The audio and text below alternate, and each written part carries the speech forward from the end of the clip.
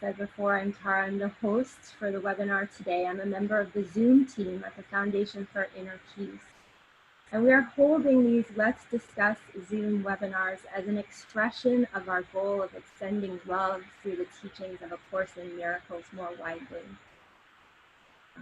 Our speaker today is Judy Skutch Whitson, Chairperson of the Board of Directors and founder of the Foundation for Inner Peace. So this webinar has a large turnout and we're grateful for all of your participation. I know we're going to have even more people joining this webinar.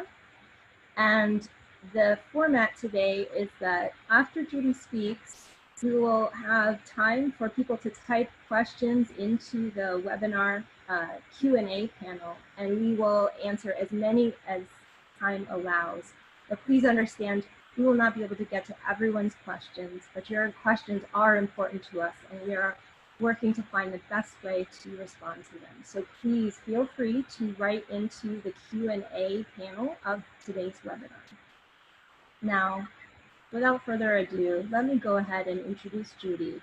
But before I do that, I want to just read, as an opening prayer, one very short quote from the Course.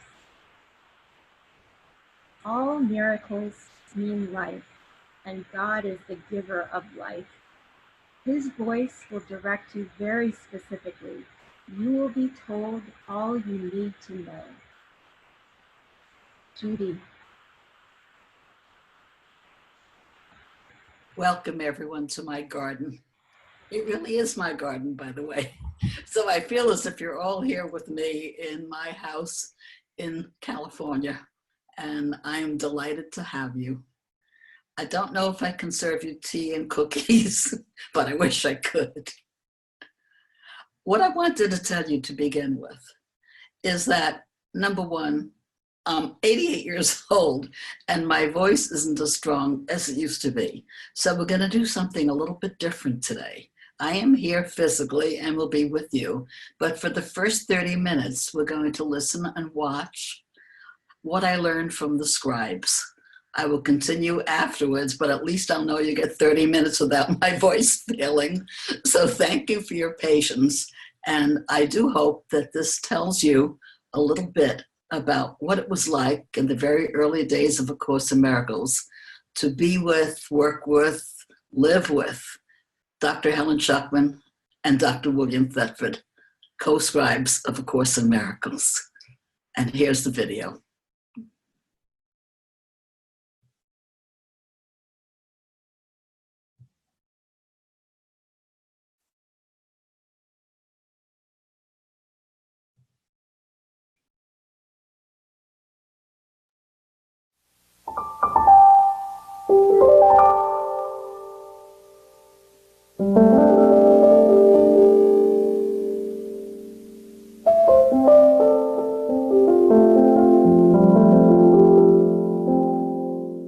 So my purpose today is to tell you of my own personal experiences with the Scribes, Helen and Bill.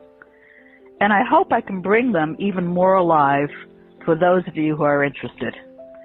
I do want to recount the ways in which these two professors of psychology became my teachers for the rest of their lives. Where to pick up the many memories that crowd my mind as I try to select a few choice stories that illustrate the depth of the level these two people knew and understood the Course and how they taught it to me. One night, I had a deeply disturbing dream. It was sharp and memorable, and I couldn't make heads or tails out of it. During the next afternoon with Helen, I told her the dream, and this is what it was. I dreamt I was not a body, but a tiny speck of consciousness drifting in a vast sea of forever. There was nothing to see, no place to go, just awareness of being. And it was quite peaceful. All of a sudden, I felt a magnetic pull tugging at me, and I was chagrined to notice that in the far distance I could perceive something big, black, ugly, and threatening. I tried to change direction, but could not. I was on a straight track towards the object and helpless to break the pull. As I came closer, I realized it was, don't laugh now, a big, ebony salad bowl. Well, of course, it doesn't sound frightening now, but this was in the middle of the night, and it was a dream. I was still trembling at the thought as I recounted this dream to Helen. Suddenly, I perceived myself suspended above it, and I didn't know what to do. I kept my figurative eyes as a speck of consciousness closed and was just shaking.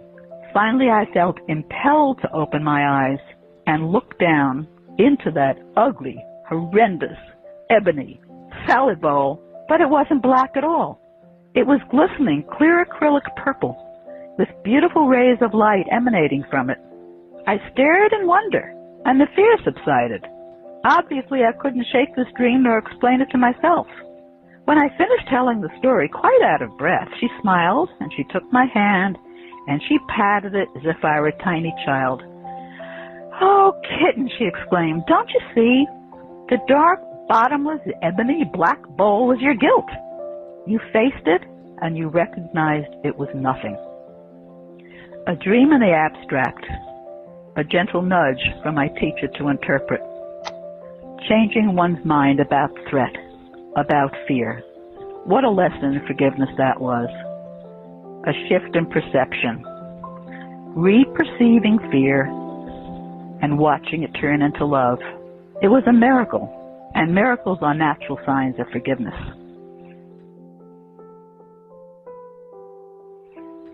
On a lighter note, Bill always kept us supplied with humor and antics to amaze us. Bill had developed a selective listening to resolve what seemed like insurmountable problems. He loved opera, particularly anything by Mozart and Wagner's The Ring trilogy. Bill would never get tickets in advance. He'd decide on the same day that he was in the mood to attend. However, Bill had favorite seats. They had to be in the orchestra, preferably 4th or 5th or 6th rows, but on the aisle. His long legs and his great consumption of coffee made it imperative for him to have as quick an exit as possible. So he would announce to us, "Tonight, I'll go to hear the Magic Flute. Do you have tickets?" one would ask. "Oh, no, but I will. I'll go tonight at 7:30. Then he'd take himself to the Metropolitan box office right after it opened and wait until his selective listening told him, "Now." And he'd go up to the box office and request 2 on the aisle, preferably between the 4th and the 6th row. Sure enough, some subscriber had turned in a pair as they couldn't be used that night. And Bill would smile, and it was opera time. The closest he ever came to not getting return tickets was the time I was with him. I was a bit skeptical, I must admit. Not about this working, but about it working every time. So I went with him at the designated time, and I stood on line with him while he requested seats for that evening's performance. Nope, none available. Too bad. No one had turned a seat in. I felt devastated for him. Not Bill. He cocked his head to one side as if re-listening and did not move from his place. And there was a line waiting behind him. When the ticket seller narrowed his eyes at Bill, nudging in a loud voice, "Next," Bill still didn't move. Even as the annoyed attendant was beginning to say something like, "Really, sir, you must move away," the telephone rang right by his elbow. The box office person answered it, and with a look of incredulity, he hung up and he turned to Bill. He fished around in his desk and he pulled out a pass. "You're lucky, buddy," he said. "One of our regulars called and said his plane had just landed. He wouldn't be able to get here in time. You can have his tickets." Bill smiled gratefully, and with a little wink at me, said, "Well now." That was Bill's equivalent of gotcha. Miracles are natural. When they do not occur, something has gone wrong. Bill lived by that. He expected it all the time. He knew that he had to be in the right state of mind, though, or nothing would happen. And of course, a miracle being a shift in perception, he had to let go of his fear about not getting that which he wanted. One very cold, wintry Easter day in April, New York, Bill had promised to take an elderly woman to Easter dinner at someone's house, and he was going to be her escort, and he did it every year. Only this year, who would expect a blizzard in April? And Bill didn't drive, he didn't have a car, there was absolutely no way for him to get a taxi, and he didn't know what to do. So he did what you do in a situation like that. He sat down and he asked. And he heard the advice to get up, get dressed, wait on the street corner on Park Avenue and 71st Street. Now. And so he did that. He stood on the street corner of Park Avenue and 71st Street in a blizzard. Very few cars were out anyway, and those that were out were driving very slow and taking people someplace. And he wondered whether he was a little bit nuts at this point, when all of a sudden, a huge stretch limousine stopped right near him, pulled down the window and said, hey, you need to go someplace? And Bill said, I beg your pardon. He said, well, I just dropped my people off and I have some spare time and you look like you're never going to get a ride. And so Bill opened the door and he thanked him and they went to the old lady's house and he went up into her apartment and he brought her down and she looked at the limo and said, oh, my, Bill, you didn't have to go to such trouble for me. And Bill laughed and they drove to the place where the dinner was going to be held. And Bill took the lady out of the car, and then he went back to ask the limo driver, how much do I owe you? And the man looked at him and said, you don't owe me anything, buddy. It's Easter. And by the way, when are you going to leave? Maybe I can give you a lift back. Miracles are natural. When they do not occur, something has gone wrong. And, even more so, miracles arise from a miraculous state of mind, or a state of miracle readiness. Bill demonstrated that so completely, it was a lesson so thoroughly learned by me and all of those who knew him, that it's almost like breathing now when this happens, and isn't that right, of course. Bill taught in other ways too. He didn't raise his voice. He wasn't demanding. He didn't have high expectations of me. He returned my love equally and coolly. One day, I wasn't in New York City where I lived at the time. I was in California visiting a very good friend. And we got into this terrible argument, which really meant that I screamed at him and he cried. And I yelled at him and I cussed him out. I don't even remember what he did, but whatever it was, I thought it was terrible. And he finally hid inside his room, and he locked the door, and I knew that I couldn't get at him to kill him, which of course is what I wanted to do. So I went to the telephone, and I called Bill Thetford back in New York City, and I was crying on the phone, and I said, and he did this, and he did that, and then he did this, and that, and now he's in his room, and I can't even get in there to kill him. It was quiet. And Bill said, there are only 8 little words I have to say to you. Are you willing to see your brother sinless? No, I screamed. Well then, Judy, when you are, you'll feel just fine. And he hung up. You can imagine how stunned I was, and also angry. But I did it. Later, Bill reminded me of something we all know really well, and I'm sure have said many, many times. My sinless brother is my guide to peace. My sinful brother is my guide to pain, and which I choose to see, I will behold. Lesson learned for then. After I had heard this story, which had been kept secret for so long, with only a few people being cognizant of this amazing spiritual document, I asked Helen if she was aware of the source of the voice she claimed dictated the entire course to her. For me, this was an obvious question, because during my years of reading and research and teaching, I had come into contact with more than a few channels and mediums. They were old hat for me, and many of them had identified the sources of inspiration, such as Emmanuel and Seth, and Eileen Garrett, the famous medium, had her gatekeeper. I was thus very surprised to see Helen get quite pale again, and lower her eyes and look away from me. Bill laughed and grabbed her hand again and said, come on, Helen. If we're going to show her our document, she'll figure it out in no time. Reluctantly, Helen hissed out of the side of her mouth, He says he's Jesus. Well, is he? I urged. Her reluctance vanished, and she smiled so sweetly, looked at me and said, "Of course it is." That's when I found out that both Helen and Bill were very embarrassed to be telling this story to a stranger, and especially to reveal the source.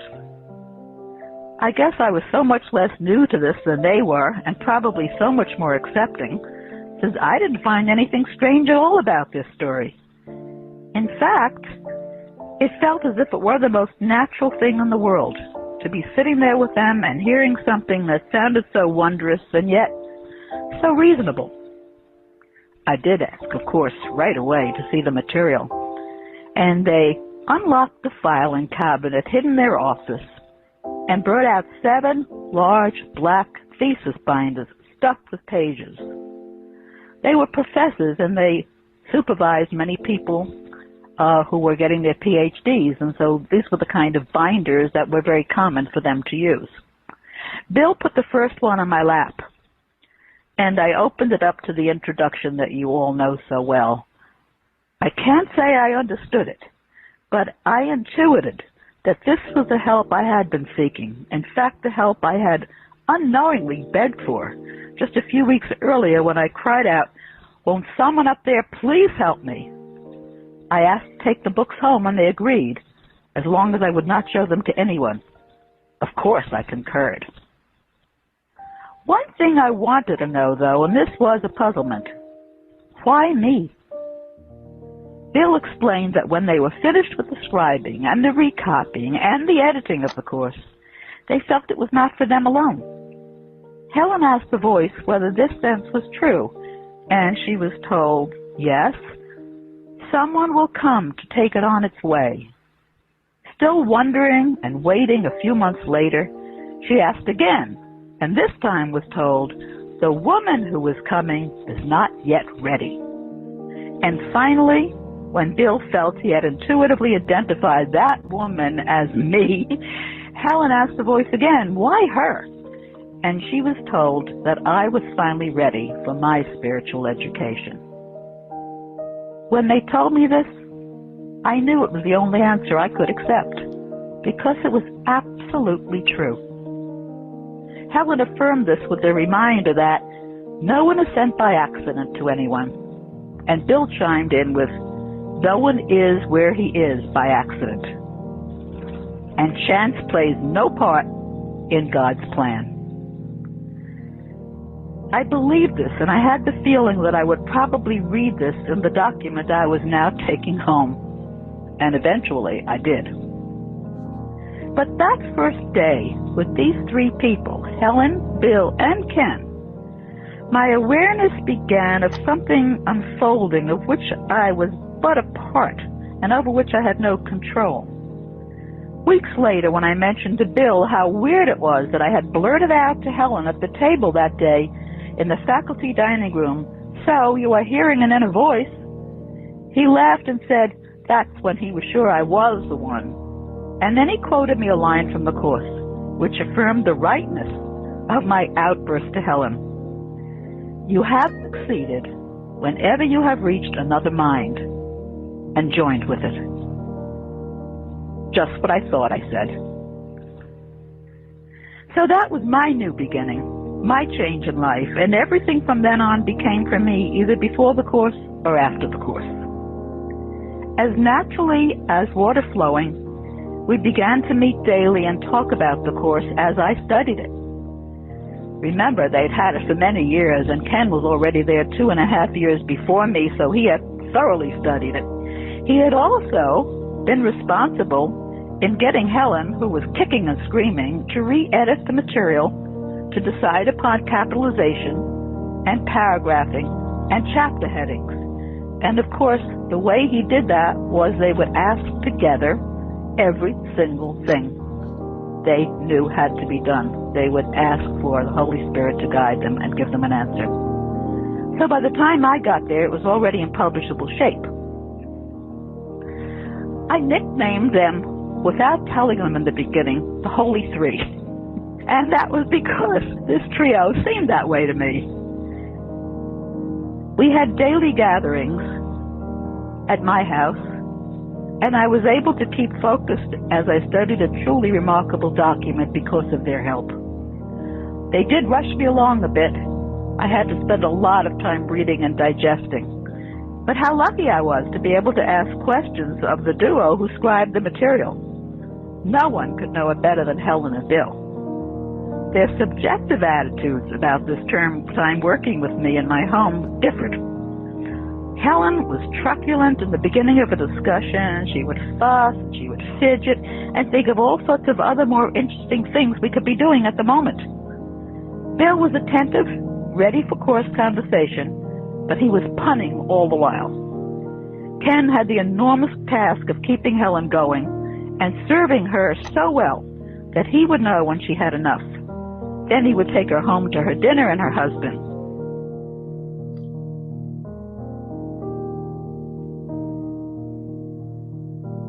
There were many times we spent on a one-to-one basis. Helen would play the role with me of mother and teacher. She loved me to call her Mama, and she called me Kitten. We shopped and we gossiped. We went through my wardrobe. She threw out all the clothes she didn't like. She made me go to the shoe store and get shoes just like her, which were sensible flats, but ugly as can be. She was a study in opposites. Helen was nourishing and loving to me, yet sometimes very critical and extremely demanding. I soon learned this was a very complex, intelligent, and intense lady. And what a therapist she was. Many times I witnessed how she dealt with people who had problems. They could have been people she knew. They could have been patients I heard about. They could have been people who were coming to my house to visit with them. She always was so right on. She was intuitive, insightful, and clear, and quite remarkable indeed. But then there was this other side, and I felt both protective of her and defensive from her. Bill, on the other hand, would often eat dinner with us and just play, at words, at jokes, at relaxing. There were many differences of opinions, and quite vocal between the two of them. It was clear to see that these two were not a matched pair. Yet despite past and current animosities, some recriminations, old painful history rehashed, and the opposite of forgiveness, the very great lesson I learned from spending years and years with Helen and Bill together was when it came time to explain the course, to meditate together asking for guidance for its future. Then they were of one mind. They would reach out for each other, hold hands, and pray. And what emerged was a peacefulness, a gentleness, a purposefulness about their relationship that was stunningly beautiful to see. I wondered how to express this change to myself and others. When I finally read the sentence in the course in the next to last chapter, the will of God forever lies in those whose hands are joined. The will of God forever lies in those whose hands are joined. I knew this was what I had witnessed so many times with my beloved teachers. Helen was a bit of a hypochondriac. She knew all the things that could go wrong with the body, and she feared them. She examined each new symptom, be it a cold or stomach ache, as if it could be something much worse. Bill composed a mantra. Its rhythm and substance will be quite familiar to you long-term students of the course.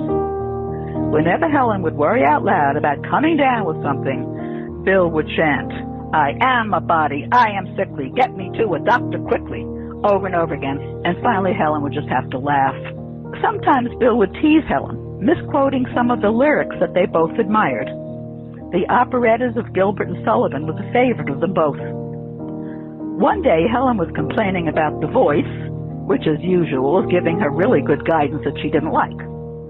Bill stood up, he did a little soft shoe routine, and he announced that he had the new theme song for the popular Broadway show, Call Me Madam. He wanted to abbreviate the name of the show, though, from Call Me Madam to Call Me Mad. And the opening song started, he said, as a duet. But he performed both his parts and Helen's because there was no way she would get involved with it. And it went something like this. I'm going to attempt something I have never done. When I was in school and the children used to sing, I was told I was a sparrow, please shut up. So I'm now going to sing to you. This is a little beginning of a play, a musical play that Bill wrote for him and Helen. Helen comes on stage. She's very distraught. She's in her office. There are the typewriters they used to type down the course, and there are all the accoutrements, the cups of coffee that they had constantly all day. And she stands and she looks at the audience and she sings. I hear voices and there's no one there. I hear voices but the room is bare. And then comes the counterpoint. So Bill would break into the song and he sang the counterpoint, and it went, you sure need analyzing. It is not so surprising that you feel very mad, and still your heart goes pitter-patter. I know just what's the matter. This voice stuff is a bitter pill. We would crack up in laughter, and we never ever heard any more of it, if there was any, because he would just make us laugh so hard. It became a running joke. Every time things got uptight, Bill would introduce a new imaginary character to this imaginary musical. But we didn't hear any more songs. He would just continue with the casting, who would play this part and who would play that part. He was funny. Often when I read the line in the course, and God's son forgot to laugh, I'd remember Bill making light of even the angst around learning the course. And once again, remember to laugh at our illusion.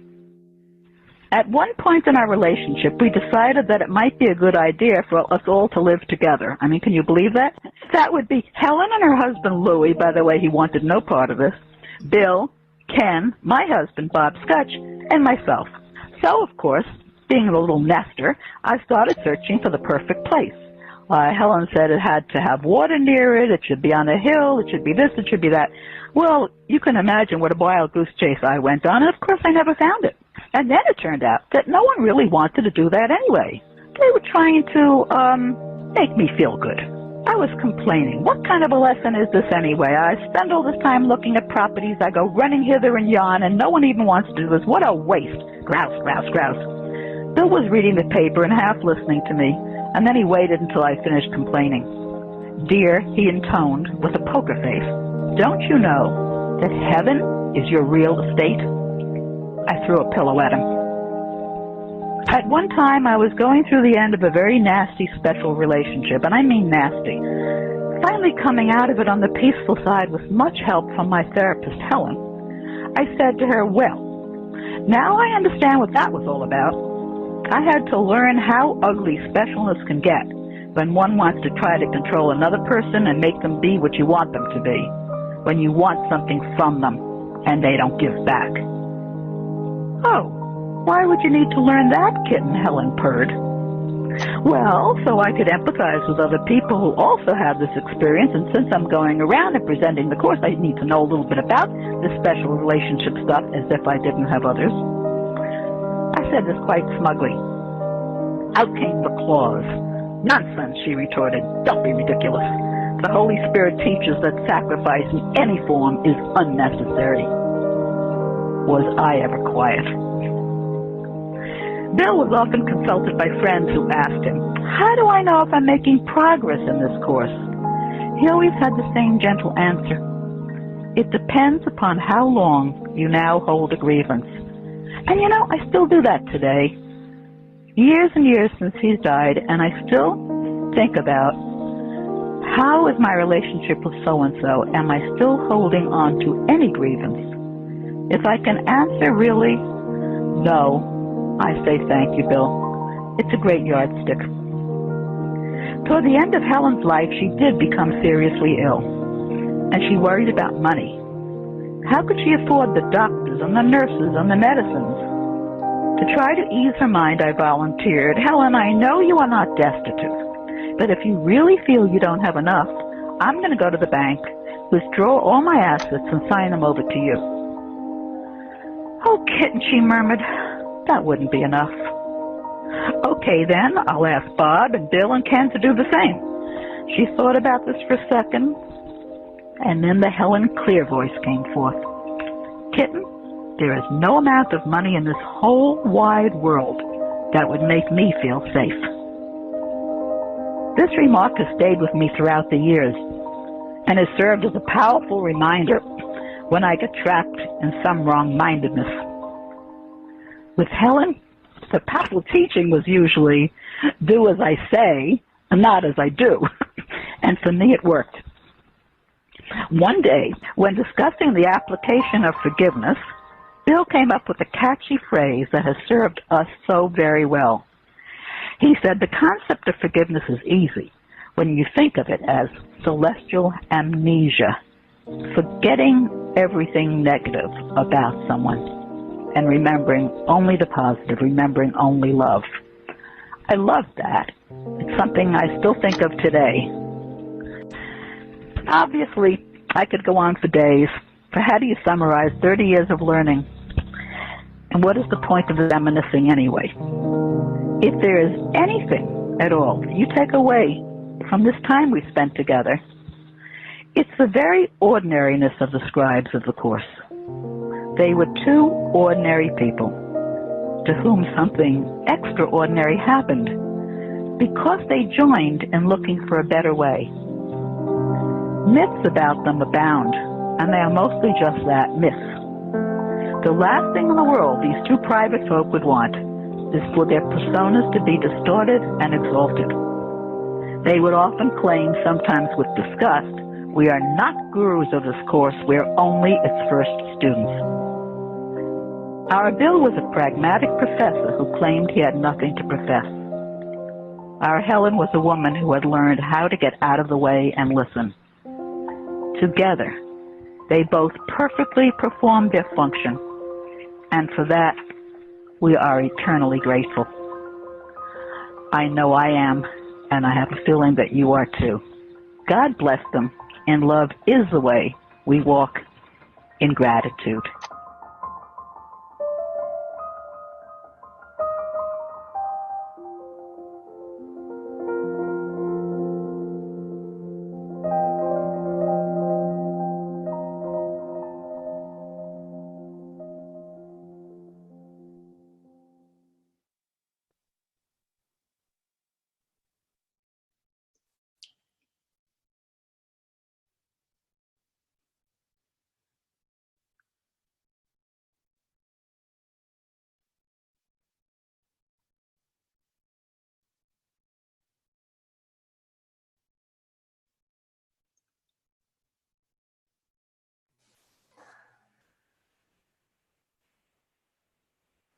Judy, we'd love to hear just a closing summary, and I need your help, please, if you could turn on your video.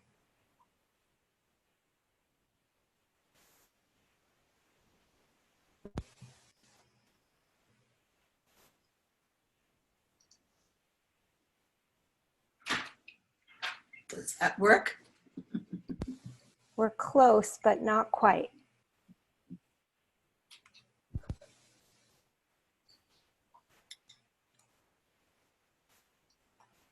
I'm so sorry for that slight technical hiccup. Hold on 1 second. Says that you stopped it, honey. I know. View participant count, active speaker view, allow participants. Okay, I think it should work now.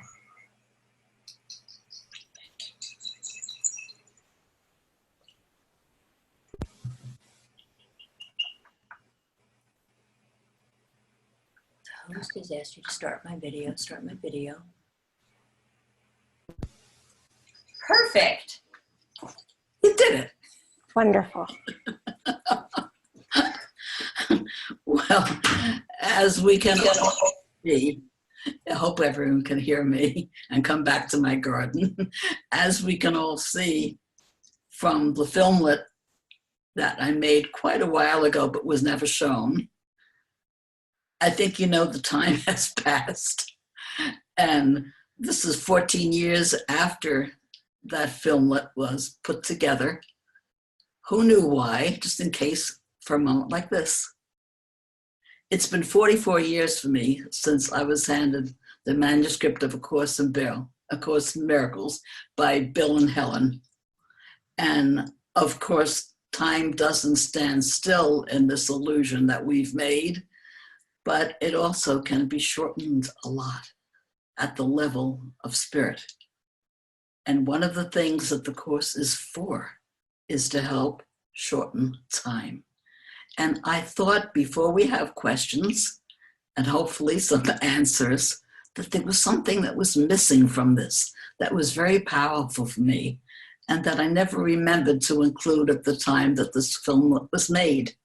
And I'll set the situation for you.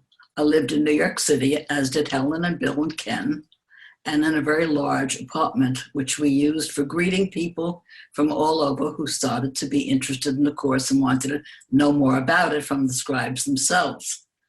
And one day, after a very long session with about 20 or 30 people who were interested and wanted to find out how the course could be applied for them, most everyone had cleared out. There were 4 men left and Bill Thetford. The 4 men were all doctors, all from a particular university in a teaching sense, and also they practiced medicine. And I was making dinner, and I had a very large pot of boiling oil on because I was making French fries the right way. And I was a little bit annoyed that I was in the kitchen. I really wanted to be with the people discussing this, but here I was in the kitchen making their dinner. So I was miffed. And in a little bit of more than a little bit annoyed state of mind, I moved the pot quickly and spilled it all over my left hand from mid-arm all the way down to my fingertips, boiling hot oil.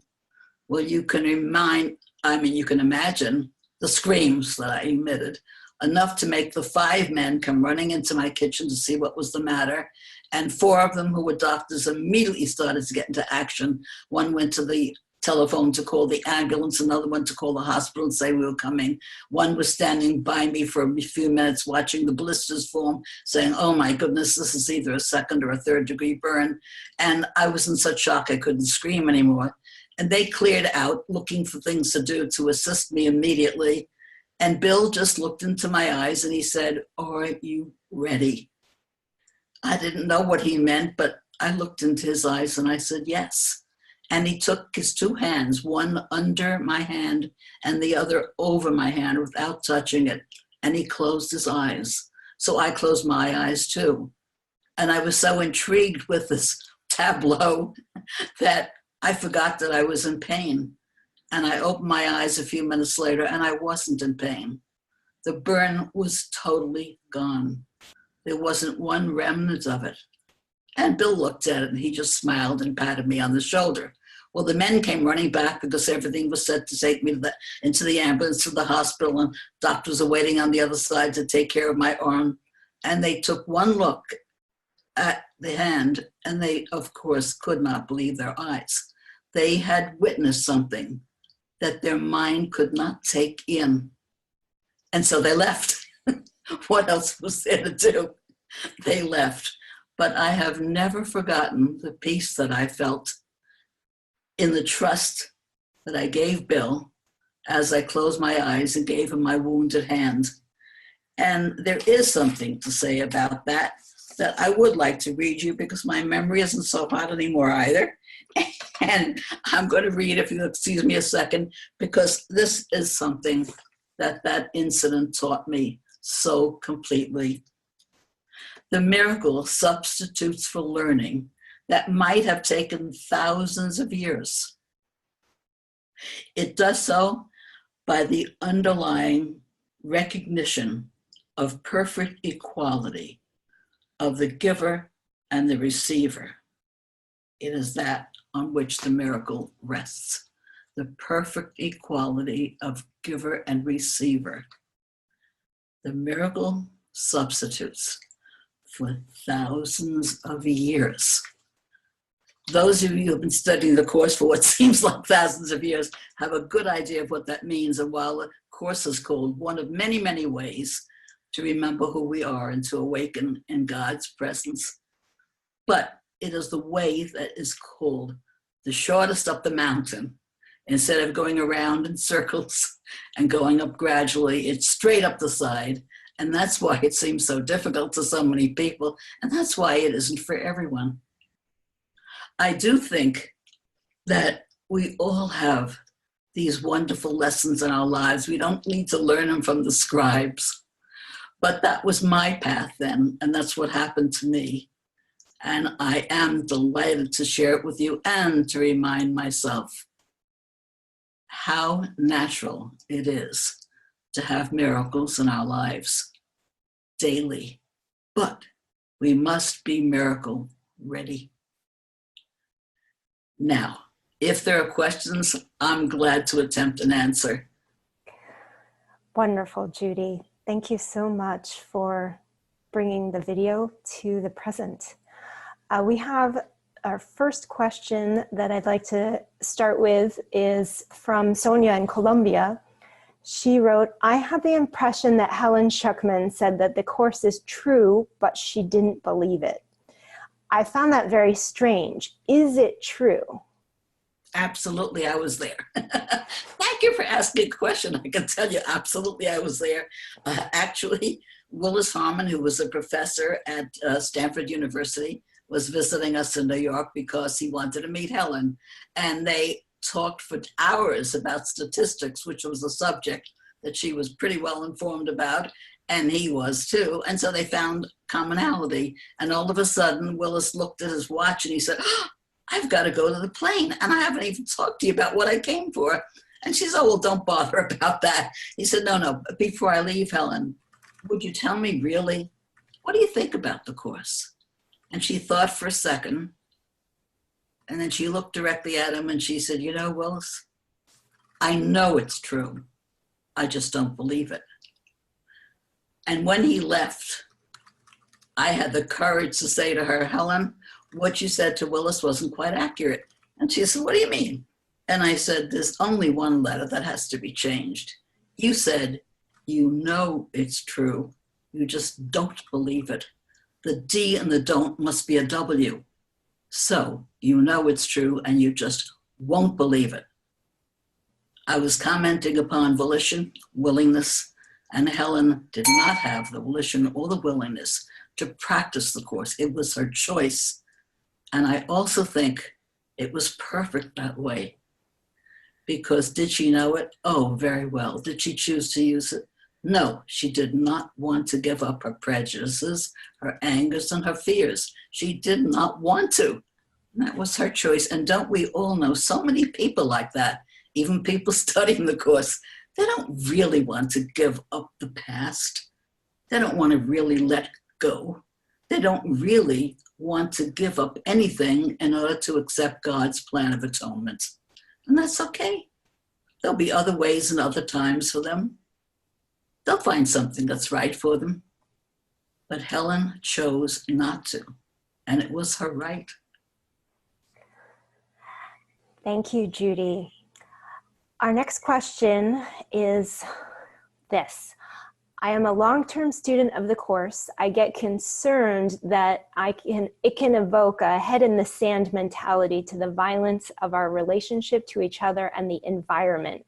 Is this something Bill, Helen, or Ken ever engaged with? I remember reading somewhere from Ken that he felt that kindness towards the world was required, including to all of life. Well, kindness, as you know from many teachers and avatars, and some even living today, is a very important part of the spiritual path. So as we see ourselves living in this dream, this world of illusion, that seems very real to us indeed, practicing kindness is necessary. And it would be practicing kindness even to the situations, not only to the people. How do you practice kindness to an environmental concern such as the burning of the Amazon forests? That's a very big one. The only way I could answer this for myself is I recognize it. I recognize what the problem is. It's really a problem of separation. And I go within and I ask, how should I think about this? If I don't do this 100 times a day, I'm not really living the life that I want to choose. people will get different answers depending upon what their lessons are, because the internal teacher, the Holy Spirit, knows better than we do. So that some people will have to take an active part in demonstrations. Some people will have to take an active part in fundraising to try to help the situation by allowing other people who know how to visit the area and perhaps do things like planting trees again or influencing the governments of that country. There are people all over who get guidance to do things that we wouldn't do ourselves because we don't need to. What we need to do is turn over the whole situation, the horror of the dream, to the Holy Spirit and say, how should I think about this? What shall I do? I know many people talk about the Course is an ostrich in the sand, hiding its head, because there is very definitely a section that I need do nothing. Well, if people would read on and really try to remember what it says, it also tells us we need do nothing except go to the still, small, quiet center within, from which we will be sent forth on all the busy doings of the world. I hope that helps. Thank you, Judy. From Jay, we have another question. Bill was able to get very specific help in the world, such as getting the opera tickets. Do you think this can be a trap to look for something specific in the world? Do I feel so? Absolutely not. But remember, we all have differences of opinion, even students of the course. No, I found it with Bill, and since he was a great teacher of mine with myself, that there is no trap except the traps we make with our own mind. If our minds and hearts are open, and again, we ask for the guidance in everything, then we are going to get exactly what we need at that time, at that moment, that will help us along our way. We didn't undertake this path lightly. Remember, we have a partner. We're not going it alone. The partner within is the true guide and the true teacher of the course. Okay, we have a question from Monica. Do you feel you understand the course completely now? Do you have any outstanding things that you still need to master? Does this course lead to enlightenment? After 44 years, I can tell you that I am not a person who can actually chant chapter and verse. But I think that my way, as I've been guided to understand the course after reading it, many, never not reading it or doing the lessons, is by applying it. It's the application of the course that really it's all about. Studying the text and learning it very well is an excellent idea because it gives a background for the lessons and the context in which you're going to be embarking upon a change of mind, so monumental that I call it the Olympics of the mind. When you are completely and absolutely dedicated to living this way, you are given the opportunity to know how to practice it and also how to live it. And I find that in 44 years, I don't know that I can do more than I have and that I'm trying to do. My particular path right now at my age is to see everyone through the eyes of Christ, to absolutely accomplish forgiveness in every sickness, in every thought of ill health, in every situation where I am not seeing with the eyes that are my eyes of vision rather than my body eyes. So do I feel that this is a way to enlightenment? I don't really know what enlightenment is. All I want to do is live in the happy dream.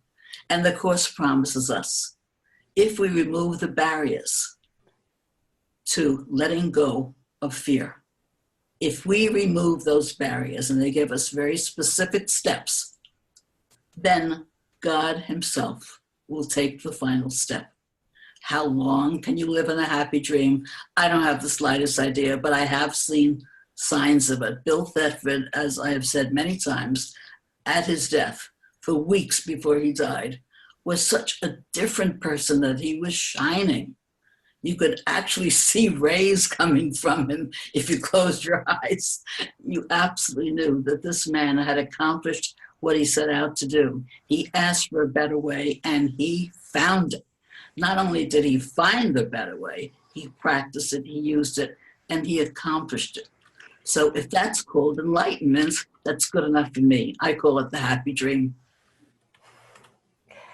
Great, thank you. Another question. Can you tell us if you, Ken, Helen, and Bill have had a mystical experience of oneness? Thank you. I would like a little more edification on that question. Did we have an experience of oneness together, or did we have it individually in what we would call a transpersonal or a metaphysical experience?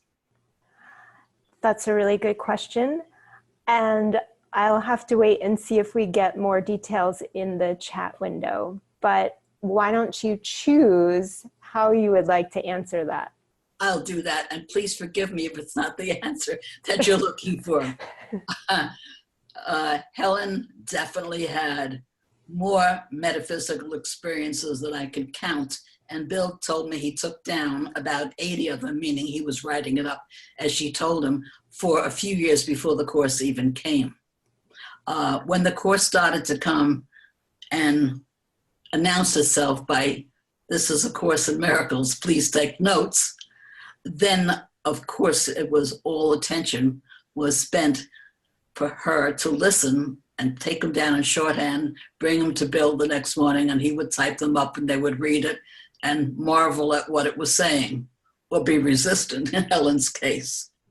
But she did have many metaphysical experiences where she felt that she was also in tune with something much greater than herself, where her body disappeared and she felt only the love of God. Bill certainly had experiences. Again, I think if you were to read a book about Bill, Carol Howe actually wrote one that's quite excellent. Don't forget to laugh, never forget to laugh. Then I think you would find some of those experiences in there. And as for myself, well, I wouldn't be here talking with you if my life didn't start at a very young age with spontaneous mystical experiences that let me know that this was not my home. Now, what does that mean? Well, in E.T., we know what it means. Everybody cries when E.T. wants to go home. We all want to go home. I fell out a window when I was 3 years old, right in front of my parents' eyes. And as they ran to grab me, and I was actually what I felt like suspended as I was falling in slow motion. I, at 3 years old, was crying, "I want to go home, I want to go home." And they took me to the doctor and they ascertained there was nothing really the matter with me. And the doctor said to me, "Stop crying, why are you crying?" And I said, "I want to go home." And when they drove me home and stopped in front of our house, they said very soothingly, there, dear, you're home." And I remember screaming, "This is not my home. I want to go home." What I meant was, I want to go where I'm safe and don't fall out of windows. So there was another home, even at 3 years old, that I intuited or remembered, and I think everyone does. I'm not unique in this at all.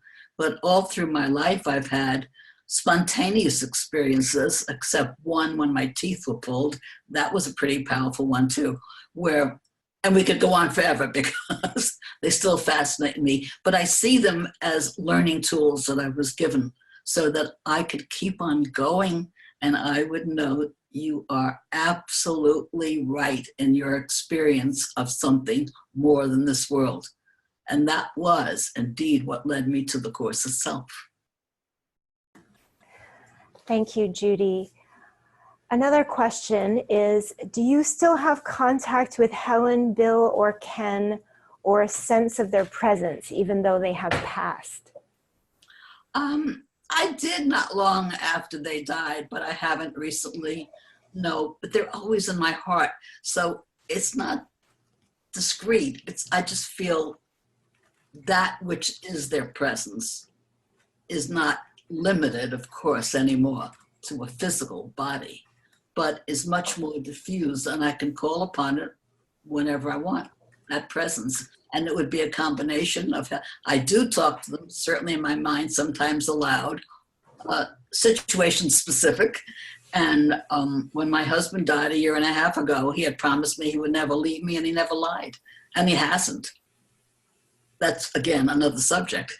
But it is so powerful, a feeling that I feel I couldn't be here today talking with you if I didn't have him living in me, available energetically. And I think that's what we have to think about when we think of in contact. They are not their bodies anymore. They're much more than that.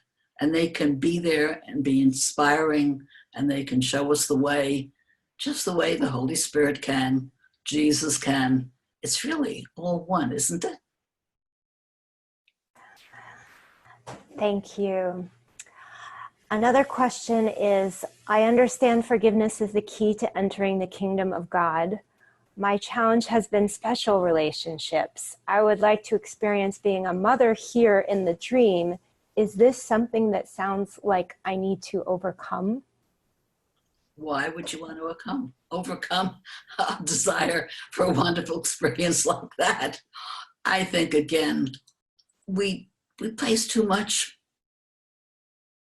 importance upon the world and what we think we should or want to have in the world, rather than ask, what is this for? How can I help? How can I love?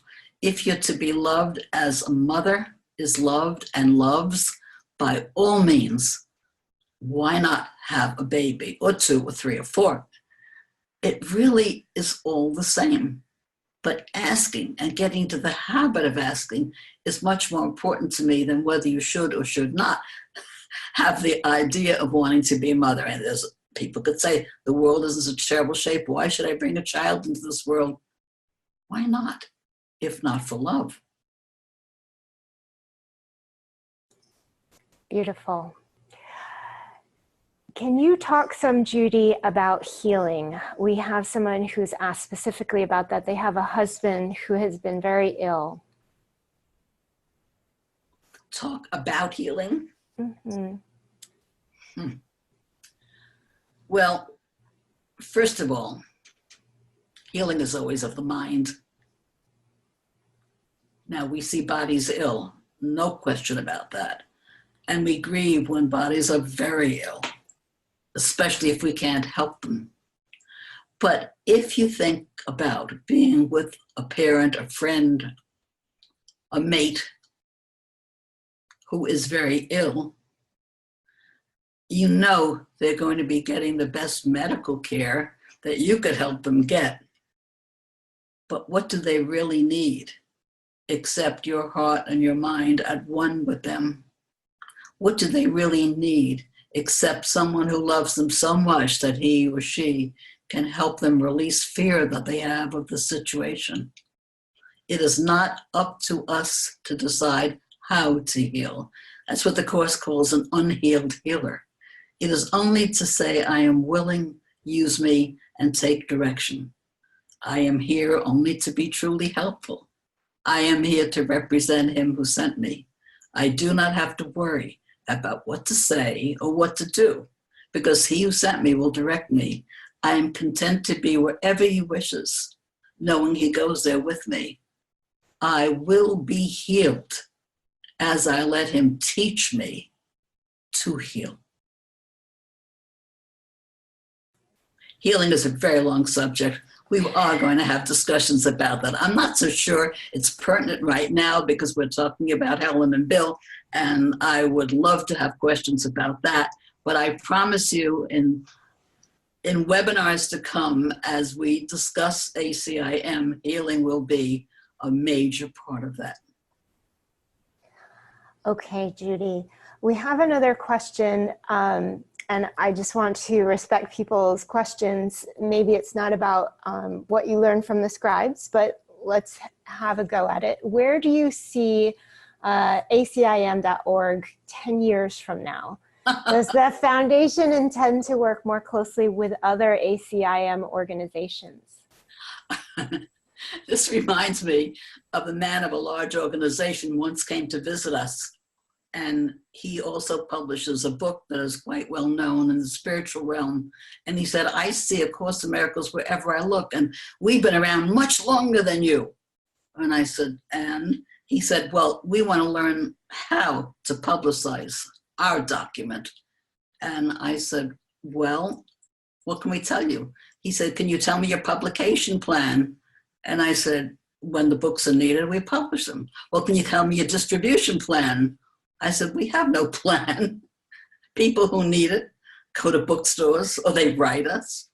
He said, what about a business plan? Can you give me your business plan? My board of directors would love to have a business plan if you'd be generous enough to share it with us. And I said, sure. He said, oh, great. Will you go and get it? I said, I can't get it. We don't have any. He said, how can you run an organization and not have a business plan? And I said, when we were first given this material in trust, I asked the same questions you did. I wanted a 5-year plan for the Foundation for Inner Peace. And the voice through Helen said kindly, you do not need a 5-year plan. Don't you know that I will be with you every second along the way? I will tell you what to do when it's needed, and you will follow it, and we will be glad together. I will tell you what you need at any given time, and I will provide everything that you need. How in the world can I say where the Foundation for Inner Peace is going to be 10 years from now? I didn't even think we'd be here today. So we have no idea. And it's just not given us to think that way. And we're very comfortable just asking the Holy Spirit for everything, even in a daily meeting, whether it's an altercation between two people who are working together who at that moment are having friction, or whether it's funding, or whether it's, do we publish large size type, or do we just name the idea? We don't know. We ask. And when we get a sense that something else is needed or desired of us, then we ask what that is and we're told how. A case in point is today's webinar. A few months ago, we didn't even think of having webinars. And then it came in some very interesting context, 3 or 4 times through different people, that this is the time to do this. And then we all asked together, and we absolutely heard yes. I had a feeling that the answer was thought you'd never ask, but I'm not saying it was. That's the way we operate. We can't operate any other way because we do not know what anything is for. And the rules of the world in time and how one acts and how one performs and how one runs an organization and one's own life, it's all the same thing. It comes back to asking, asking, asking, asking. That's what the Course teaches. That's what we follow. Thank you. We have another question from Sonia. When Helen was dying, there were more messages from Jesus. Is that correct? The gifts of God. Can you tell us about that time and these writings? Well, that isn't quite accurate. The gifts of God did not come when Helen was dying, not at all. And if I remember the date, it was probably 1977 with the gifts of God. And the poetry was published after she died, the gifts of God, which was 1982, when I got an inner message to publish Helen's poetry, although she would never show it to anyone while she was alive. And my daughter and I were very cognizant that it was my grandmother's, who was very close to the two of us, the anniversary of her death. So we decided to go to a medium. And we thought that would be a lark. And we were sitting there, and this woman who didn't know us at all said that there was someone whose first name began with H. And she had something to say to me. Well, there was only one big H in my life. I knew other Helens, but she was the main Helen. And we asked, what was it? She said, the idea that you have about publishing my book, it's okay to do it now. So even that I hadn't even had a chance to ask yet, should we publish Helen's poetry? The idea had just occurred to me. And in this wonderful little interplay in the strange woman's home, I got some more confirmation about it. I want to correct what I said because I was thinking of Song of Prayer when I heard the question, and we are talking about gifts of God. Gifts of God poetry started coming to Helen about the beginning of the course, and a couple of them even before. And so that when they came through a period of 12 years, and there were a couple of final poems, but they weren't when Helen was dying. Because when Helen was dying, believe me, she was busy dying. Okay, here's another question from Lynn Corona. Do you have a painting of Jesus that you particularly resonate with? Did Helen or Bill? The answer is no. Okay. Not a particular painting. Helen was always embarrassed by Jesus. And you have to remember, Helen was Jewish. She wasn't raised Jewish, but culturally she was Jewish because other people told her she was. Mm-hmm. Her name was Helen Cohen. So she wouldn't have had a picture of Jesus hanging in her house. Now, how did she feel about Jesus? That's a totally different story. It was a very intimate relationship with her. Ken used to say when she was upset, let's go hear what Jesus has to say. And sometimes she would rebuff him and sometimes she wouldn't, but always she listened. She had tremendous love, respect, and devotion. And, well, we know she did her job. Wonderful.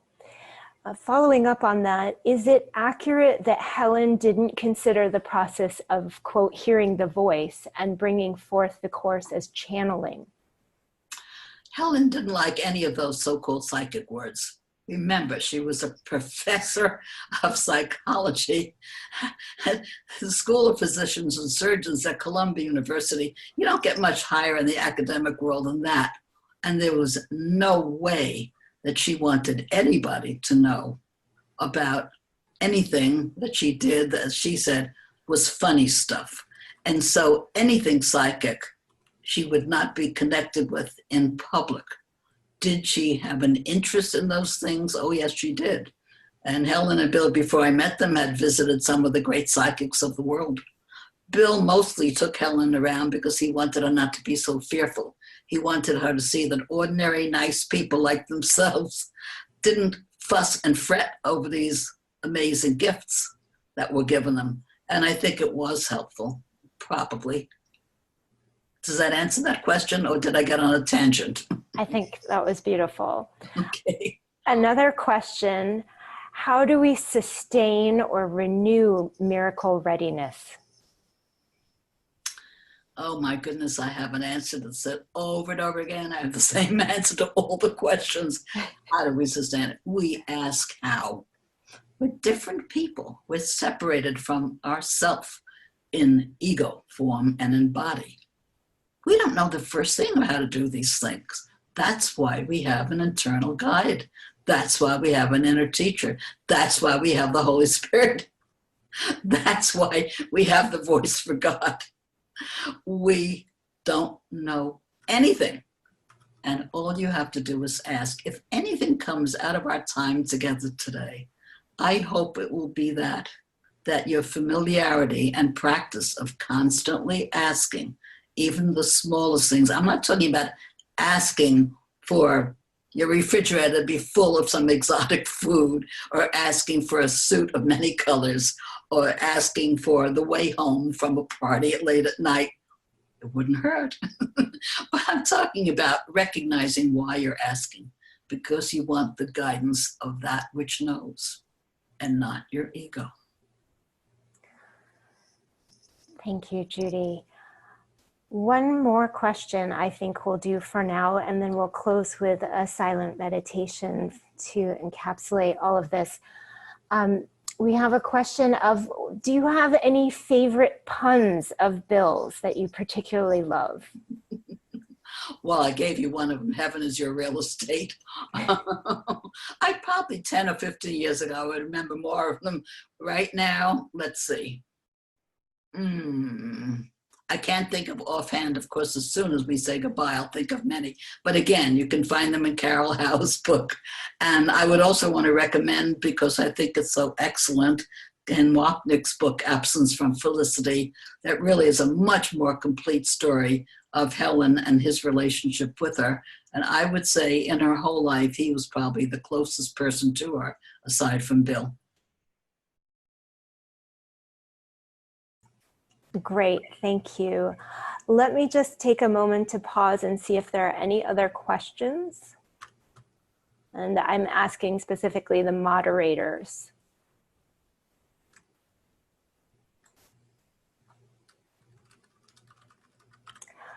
Well then, I think that we will, as we have in previous webinars, end with closing silence. And I actually have a bell that I can ring at the end. Judy, do you have any closing words that you'd like to share? I want to thank all of you for coming to visit me in my garden, and know that you indeed are as everyone else in the circle of love. That all you have to do to remember that at the most difficult time in your life is to just close your eyes and ask for help. I wish all of you the ease and the fluidity of being able to do that every second of your life. Thank you, Judy. With that, we'll go into silence and I will ring the bell. Thank you all for joining us.